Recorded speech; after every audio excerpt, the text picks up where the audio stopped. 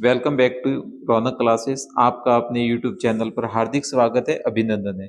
आज अपन बेटा पढ़ेंगे कि दो ध्रुवीयता का अंत, इसके पाठ्य पुस्तक के प्रश्न है। ये प्रश्न बोर्ड के एग्जाम में कैसे पूछे जाते हैं और हम इसका उत्तर कैसे लिखें। सभी बच्चों को जयनाथ जी महाराज की उनकी कृपा आप पर बनी रहे। चलो बेटा, चलिए पहला प्रश्न क्या है। सोवियत अर्थव्यवस्था की प्रकृति के बारे में निम्नलिखित में से कौन सा कथन है वो गलत है। आपको इनमें से गलत कथन का चयन करना है।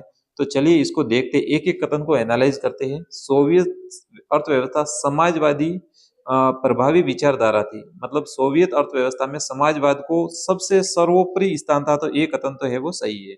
उत्पादन के साधनों पर राज्य का स्वामित्व व नियंत्रण था, बिल्कुल सही है। सोवियत संघ में उत्पादन के साधन थे जिस पर राज्य का नियंत्रण था।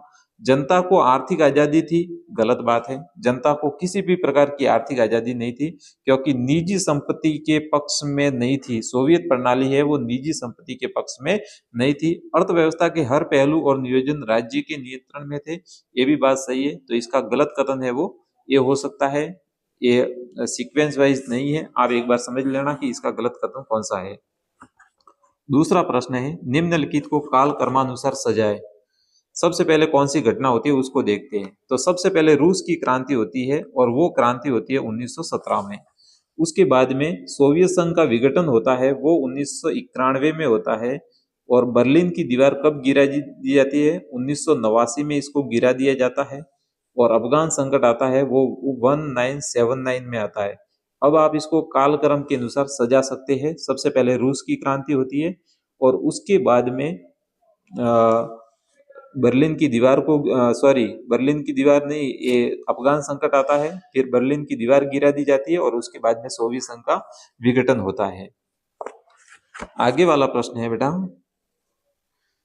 निम्नलिखित में कौन सा सोवियत संघ के विघटन का परिणाम नहीं है। सोवियत संघ का विघटन हो गया और क्या परिणाम नहीं निकला?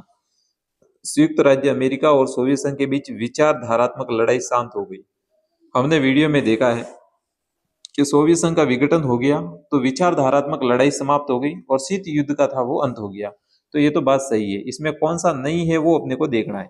स्वतंत्र राज्यों के राष्ट्रकृत राज्यों का जन्म हुआ, पढ़ा है अपन ने। बहुत सारे पूर्वी यूरोप के देश और मध्य एशिया के देश थे वो स्वतंत्र हुए। विश्व व्यवस्था के शक्ति संतुलन में बदलाव आया, बिल्कुल बदलाव आया था। और मध्य पूर्व में संकट आया, बिल्कुल कोई संकट मध्य पूर्व में नहीं आया। तो सोवियत संघ का विघटन हुआ उस समय गलत कथन है कि मध्य पूर्व में संकट आया, कोई संकट नहीं आया था, एक कथन है वो गलत है। चौथा प्रश्न है आपका, निम्न को मिलान करना है।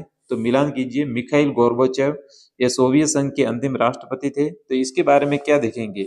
मिखाइल गोर्बाचेव ने क्या लाया था बताइए। जैसे सोवियत संघ का उत्तराधिकारी कौन सा राज्य था? ये रूस था, वो सोवियत संघ का उत्तराधिकारी राज्य था। सैन्य समझौता, कौन सा सैन्य समझौता था? वार्सा पैक्ट के द्वारा सैन्य समझौता किया गया। सुधारों की शुरुआत किसने की थी? मिखाइल गोर्बाचेव ने की थी। आर्थिक मॉडल कौन सा था? शॉक थेरेपी आर्थिक मॉडल था।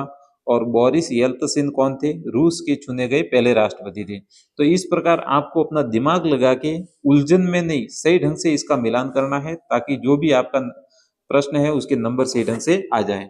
आगे वाला प्रश्न है, पांचवा प्रश्न है, रिक्त स्थानों की पूर्ति कीजिए। तो सोवियत राजनीतिक प्रणाली को विचारधारा पर आधारित थी, मतलब कौन सी विचारधारा पर आधारित थी? तो समाजवादी विचारधारा पर आधारित थी। कौन सी विचारधारा पर आधारित थी? समाजवादी। आगे वाला है, सोवियत संघ द्वारा बनाया गया सैनिक संगठन कौन सा था? अभी अपन ने यहाँ पे भी पढ़ा है कि उनके द्वारा बनाया गया सैनिक संगठन कौन सा था? तो वार्सा पैक्ट के द्वारा इनका सैनिक संगठन बनाया गया है।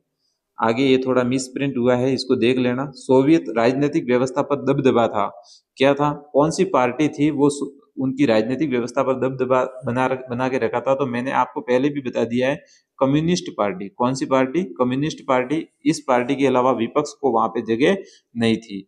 आगे वाली लाइन है, ने 1985 में सोवियत संघ में सुधारों की शुरुआत की। किसने की थी?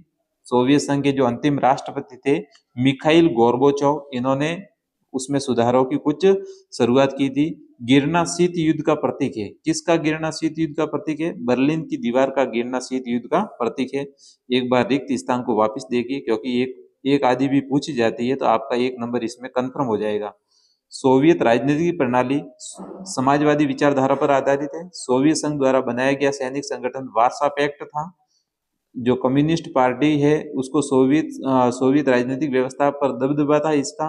और 1985 में मिखाइल गोर्बाचेव ने सुधार की नीति अपनाई थी। और बर्लिन की दीवार गिरना शीत युद्ध के अंत का प्रतीक है। आगे वाला प्रश्न देखते हैं। सोवियत अर्थव्यवस्था को किसी पूंजीवादी देश और जैसे संयुक्त राज्य अमेरिका की अर्थव्यवस्था से अलग करने वाली किन्हीं 3 विशेषताओं का जिक्र कीजिए। मतलब ऐसी कौन सी 3 विशेषता थी जो सोवियत अर्थव्यवस्था को पूंजीवादी देश जैसे संयुक्त राज्य अमेरिका की अर्थव्यवस्था से अलग करती है। इन 3 विशेषताओं के बारे में देखना है। तो आप एक बार इसको एनालाइज करेंगे कि सोवियत संघ की क्या विशेषता है और पूंजीवादी देशों की क्या विशेषता है, तो आपको समझ में आ जाएगा। सोवियत अर्थव्यवस्था है वो समाजवाद व साम्यवादी विचारधारा पर आधारित है, इसी अर्थव्यवस्था पर आधारित है। सोवियत अर्थव्यवस्था योजनाबद्ध और राज्य के नियंत्रण में होती है। भूमि तथा उत्पादन के साधनों पर किसका नियंत्रण होता है? राज्य का। और इसके विपरीत जो होता है वो किसका होगा? पूंजीवाद का। तो ये 3 विशेषता है वो इसको अलग करती है। किससे अलग करती है? पूंजीवादी अर्थव्यवस्था से इसको अलग करती है।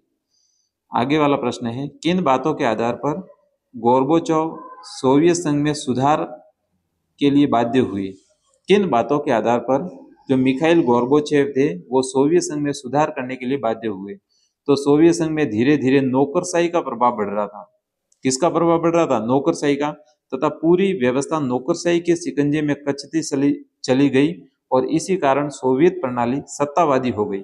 इसी कारण मिखाइल गोर्बाचोव उसमें सुधार करना चाहते थे। तो पहला पॉइंट है कि मिखाइल गोर्बाचोव को जब लगा कि ये जो सोवियत संघ है इसमें नौकरशाही बढ़ रही है, धीरे धीरे क्या बढ़ रही है? नौकरशाही। तो वो इस नौकरशाही के शिकंजे से इस प्रणाली को बाहर लाना चाहते थे, इसलिए उसमें क्या करना चाहते थे? सुधार। लोकतंत्र व लोगों की अभिव्यक्ति की स्वतंत्रता का गला घोटा जाता था। मतलब लोकतंत्र का गला घोटा जाता था, तो कुछ उसमें सुधार करना चाहते थे। सोवियत संघ में रूस का अधिक प्रभाव था, इसी कारण से और सोवियत प्रणाली की अर्थव्यवस्था को मजबूत करने के लिए मिखाइल गोर्बाचोव उसमें सुधार लाना चाहते थे। यदि ऐसा प्रश्न आए तो आपको ऐसे बिंदु बना के इसका उत्तर लिखना है, तो आपको पूरे नंबर मिल जाएंगे, पूरे अंक मिल जाएंगे। भारत जैसे देशों के लिए सोवियत संघ के विघटन के क्या परिणाम हुए? जैसे यूएसएसआर का विघटन होता है तो भारत जो अभी विकासशील देश था उसके लिए क्या परिणाम निकले, उसके सामने किन परिस्थितियों का सामना करना पड़ा? तो सोवियत संघ के विघटन से विश्व में केवल अमेरिका महाशक्ति बन के रह गया। भारत जैसे विकासशील देशों को यह मजबूरी थी कि वे अमेरिका के साथ चले। भारत जैसे बहुत सारे देश थे उनकी मजबूरी थी, क्योंकि उनको क्या करना था? अपना विकास करना था, इसलिए उनकी मजबूरी थी कि वे अमेरिका के साथ चले। सोवियत संघ के विघटन से अमेरिका का विकासशील देशों जैसे अफगानिस्तान एवं ईरान में अनावश्यक हस्तक्षेप बढ़ गया। सोवियत संघ का विघटन हो गया तो अमेरिका था वो सर्वोसर्वा हो गया। तो उस सर्वोसर्वा देश ने जो विकासशील देश थे अफगानिस्तान, ईरान, वहां पे अनावश्यक हस्तक्षेप किए, जिससे भारत जैसे विकासशील देशों को मजबूरन अमेरिका की नीतियों का समर्थन करना पड़ा। एक बार वापस समझिए, भारत पर क्या प्रभाव पड़ा जब सोवियत संघ का क्या हो गया? विघटन। सोवियत संघ का विघटन हो गया और अमेरिका एक महाशक्ति बन गया, तो भारत जैसे जो विकासशील देश थे उनको मजबूरन अमेरिका का साथ देना पड़ा। क्यों देना पड़ा? क्योंकि उनको क्या करना था? अपना विकास करना था। सोवियत संघ के विघटन से अमेरिका का विकासशील देश जैसे अफगानिस्तान है, ईरान है, भारत की भी बात कर लो, यहाँ पे के देशों पे उसने अनावश्यक हस्तक्षेप किए देशों के साथ में, तो जिससे भारत जैसे विकासशील देश मजबूर होकर अमेरिका की नीतियों का उन्होंने समर्थन किया, क्योंकि वो देश अभी अभी उपनिवेश के चंगुल से बाहर आए थे और वो देश अपना क्या करना चाहते थे? विकास। इसी कारण मजबूरन उन्होंने अमेरिका की नीतियों का साथ दिया। आगे वाला प्रश्न है बेटा, शॉक थेरेपी क्या है? क्या साम्यवादी से पूंजीवाद की तरफ संक्रमण का यह बेहतर मॉडल था? तो इसके बारे में मैंने आगे प्रश्न में वीडियो में बहुत शानदार तरीके से बताया है कि मध्य एशिया और पूर्वी यूरोप के जो लोग थे उन्होंने पूंजीवाद की और संक्रमण के लिए एक मॉडल बनाया और उसी मॉडल का नाम था शॉक थेरेपी। और इसके परिणाम तो अच्छे नहीं थे, क्योंकि इसके आर्थिक, राजनीतिक और सामाजिक सभी परिणाम है वो हानिकारक ही सिद्ध हुए। तो इसके बारे में आप पार्ट 1 में देख लेना, आपको सही ढंग से समझ में आ जाएगा। सभी बच्चों को जय नाथ जी महाराज की।